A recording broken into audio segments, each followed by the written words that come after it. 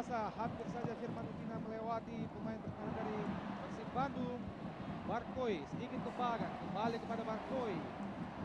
Cucu Hidayat maksudnya. Kali Malay terus langsung pada Barkoi. Namun masih kandas di kaki Atangana. Itu masuki petak penalti dari Rema tadi.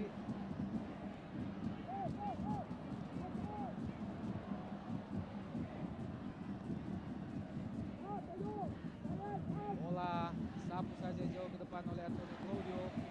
Barkoi lagi jaga pemain yang bol gawang Arema Malang tadi. Kandas lagi Persib Bandung. Metro Olahraga lalu servis sekarang. Lagi-lagi sebuah serangan cepat. Firman Utina masih Firman Utina.